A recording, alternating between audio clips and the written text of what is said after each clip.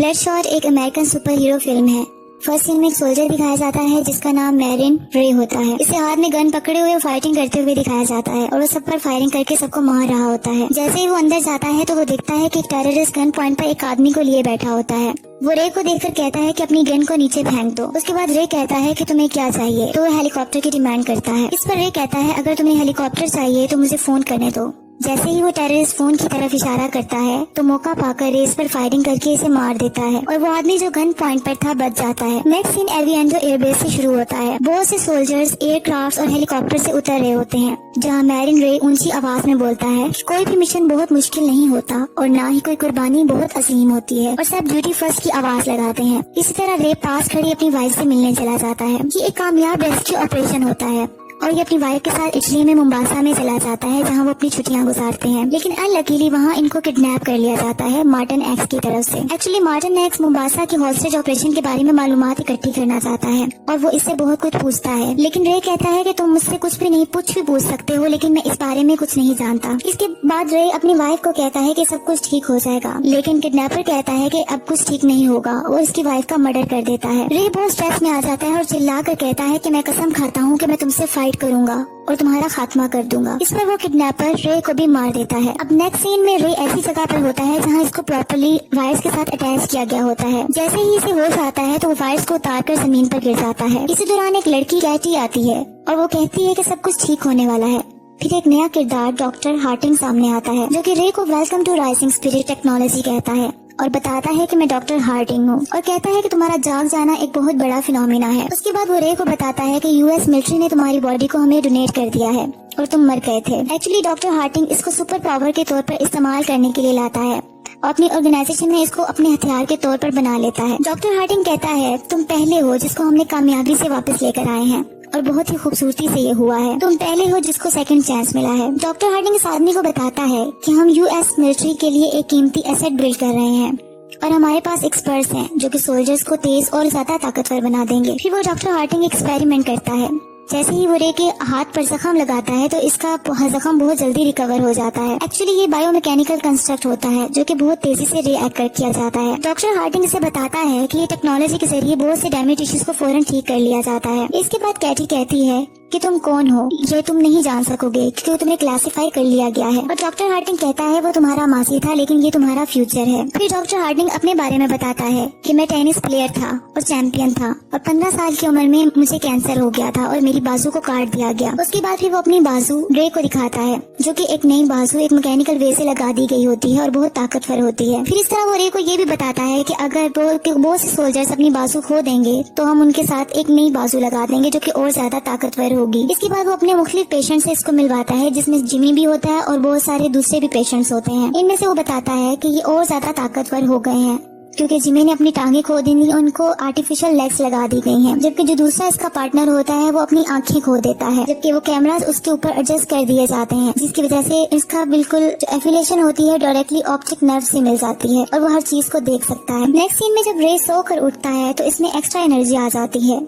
वो पिलर को पंच करके बहुत ज्यादा पंच करता है लेकिन इसके हाथ को कोई नुकसान नहीं पहुंचता, बल्कि पिलर टूट जाता है और वो हैवीएस्ट डंबल भी आसानी से उठा लेता है। फिर वो कैटी से मिलता है जो कि स्विमिंग कर रही होती है और कहता है कि ये नाइटमेयर है कि मेरे पास मेरी मेमोरीज नहीं है। फिर कैटी इसको ड्रिंक देती है। जैसे ही वो ड्रिंक पीता है तो इसके माइंड में फ्लैशबैक चलने लगता है और इसको इसकी वाइफ का मर्डर और इसकी वाइफ की सारी मेमोरीज आना शुरू हो जाती हैं। वो गुस्से से टेबल पर अपना हाथ मार देता है और फिर जल्दी से बाहर निकल जाता है अपना बैग लेकर। डॉक्टर हार्टिंग कैमरा के थ्रू सब कुछ देख रहा होता है और कहता है ये कहाँ जा रहा है। वो अपने असिस्टेंट को कहता है कि चैनल को जल्दी से ओपन कर दो। फिर वो रे से पूछता है कि तुम कहाँ जा रहे हो। रे कहता है तुम मुझसे किस तरह बात कर सकते हो। तो डॉक्टर हार्टिंग बताता है कि तुम्हारे अंदर बिलियन वायरलेस प्रोसेसेस चल रहे हैं और ये ब्रेन में तुम्हारे साथ ये वायर्स जुड़ी हुई हैं। तुम्हें अब वापस लौट कर आना है। हम सिर्फ वो लोग हैं जिन्हें तुम जानते हो। इस पर रे कहता है कि मेरी बीवी थी जिसका मर्डर हो गया था, मुझे इसका कंफर्म करना है। उसके बाद डॉक्टर हार्टिंग पूछता है कि किसने किया है मर्डर। इसके बाद वो बताता है मार्टिन एक्स का नाम लिया जाता है।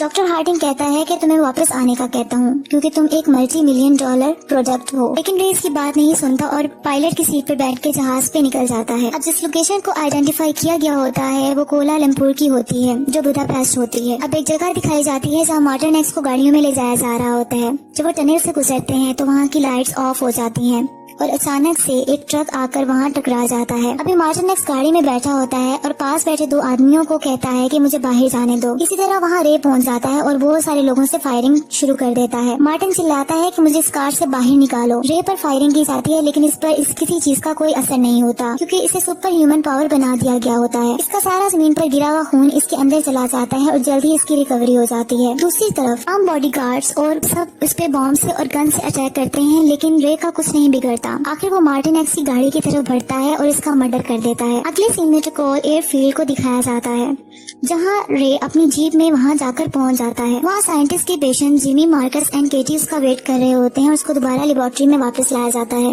वो केटी को बताता है जिसने मेरी वाइफ का कत्ल किया था, मैंने इसे मार दिया है, मैंने अपना काम कर लिया है। और अब सब रे को लेकर ही प्रोग्रामिंग के लिए राइजिंग स्पिरिट में वापस ले आते हैं। लेबोरेटरी में रे के ऊपर फिर काम किया जाता है और इसकी मेमोरी को वाइप आउट भी किया जाता है। हकीकत में डॉक्टर हार्टिंग इसकी वाइफ की डेथ के मुतालिक फॉल्स मेमोरीज को डाल रहा होता है जो कि बहुत ही गलत मेमोरीज होती हैं जो इसकी प्रोग्रामिंग का हिस्सा बना दी जाती है क्योंकि राइजिंग स्पिरिट में राइवल्स को खत्म करने के लिए रे की मौजूदा मेमोरीज को खत्म कर दिया जाता है और उसको दोबारा रिप्रोग्राम किया जाता है। अब डॉक्टर हार्टिंग कैटी से बात करता है और वो कहती है कि हम इसकी मेमोरी को वाइप आउट करने जा रहे हैं। डॉक्टर हार्टिंग कहता है कि जो हमने किया है वो एक मकसद के तहत था, जिससे पता चलता है कि हार्टिंग रे को अपनी मर्जी से इस्तेमाल कर रहा होता है एक वेपन की तरह। अब हार्टिंग का अगला टारगेट निक बैरिस होता है जिसको रे के जरिए मरवाना होता है। जबकि सीन में केटी कहती है कि रे एक सोल्जर है लेकिन हार्टिंग कहता है ये एक डेड सोल्जर है जो ये डिजर्व करता है। अब रे की वाइफ गिना का किलर उसके माइंड में उसका नाम निक बैरिस को सेट कर दिया जाता है और इसका नेक्स्ट टारगेट बैरिस होता है। अब दोबारा रे गाड़ी लेकर निकल जाता है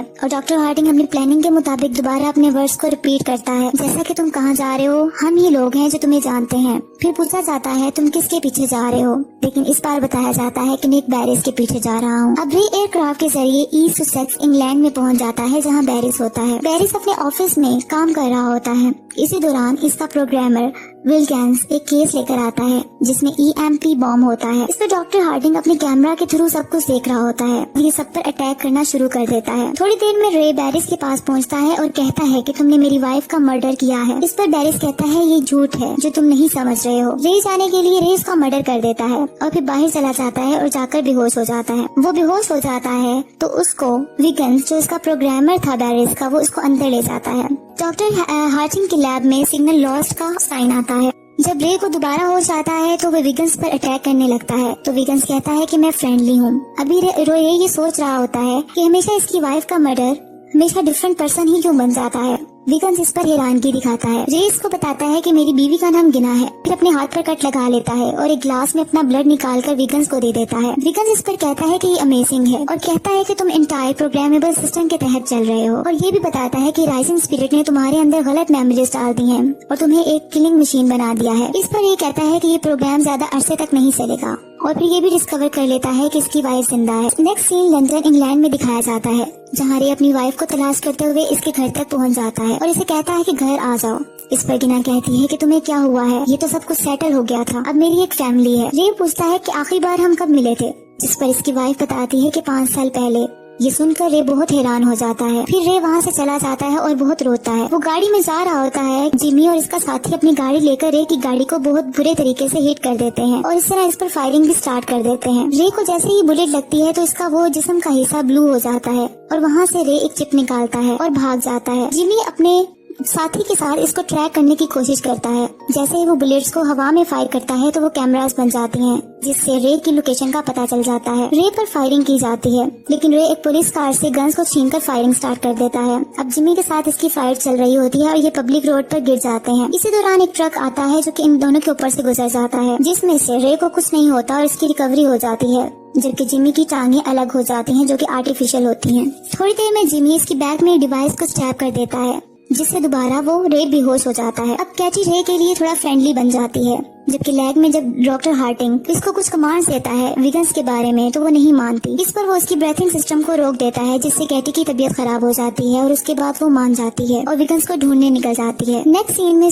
कैटी सोहो लंदन में होती है और वहाँ पहुँच जाती है जहाँ विल्किंस होता है। वो स्मोकिंग के लिए विल्किंस से लाइटर मांगती है और जैसे ही स्मोकिंग स्टार्ट करती है तो उसका स्मोक विल्किंस के अंदर जाता है और वो बेहोश हो जाता है और इस तरह इसके साथियों से इसके बॉडीगार्ड से लड़ाई कर उनको मार देती है। अब रे को जब होश आता है तो डॉक्टर हार्टिंग के पास होता है। रे कहता है कि तुमने मुझे इस्तेमाल किया और मुझसे कत्ल करवाए। तुमने मेरी बीवी का भी मर्डर को जाहिर करने की कोशिश की। डॉक्टर हार्टिंग कहता है कि रिवेंज एक ऐसी चीज है जो तुम्हारी तरह आदमियों को एक्सेप्शनल बना देती है। रे कहता है कि तुम जैसे लोग मेरे जैसे लोगों को सिर्फ तोड़ कर रख देते हैं, लेकिन तुम हमें कंट्रोल नहीं कर सकते और ऐसा होगा भी नहीं। अचानक से डॉक्टर हार्टिंग इसके पहले वाली कंडीशन में लाकर सेंसलेस कर देता है। एक तरफ डॉक्टर हार्टिंग रे पर अपनी प्रोग्रामिंग कर रहा होता है, जबकि दूसरी तरफ विगन्स अपनी प्रोग्रामिंग स्टार्ट कर देता है। केटी रे की मदद करने की कोशिश करती है और रे को बचाने की भी, ताकि वो रे को उसकी जिंदगी को बचा सके और उसको सही जगह पर ला सके।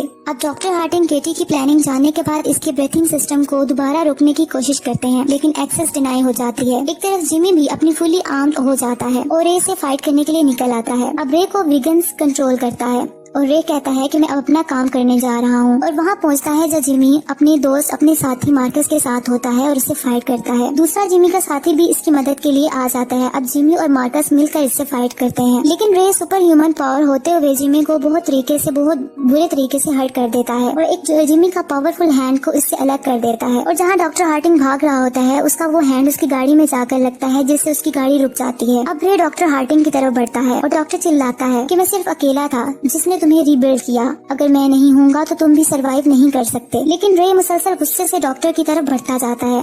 डॉक्टर हार्टिंग अपने वेपन्स को निकालता है और रे पर अटैक कर देता है, लेकिन वो बुलेट रे अपने हाथ से रोक लेता है। कैटी दूसरी तरफ विगन्स के साथ बराबर रे की बॉडी और माइंड को कंट्रोल किए हुए होती है। रे पर अब बहुत सी चेंजिंग्स आती रहती हैं और रे हाथ में पकड़े हुए बॉम्ब को जमीन पर गिरा देता है, जिस पर बहुत बड़ा ब्लास्ट हो जाता है और डॉक्टर हार्टिंग की भी डेथ हो जाती है। नेक्स्ट सीन में जब रे की आँख खुलती है तो वो पूछता है कि मैं कहाँ हूँ, तो विगन्स इससे रिलैक्स बोलता है और पूछता है कि अब तुम कैसा फील कर रहे हो। इसके बाद कैटी बाहर बैठी होती है और वो रे विगन्स को थैंक यू बोलकर कैटी से बाहर मिलने चला जाता है।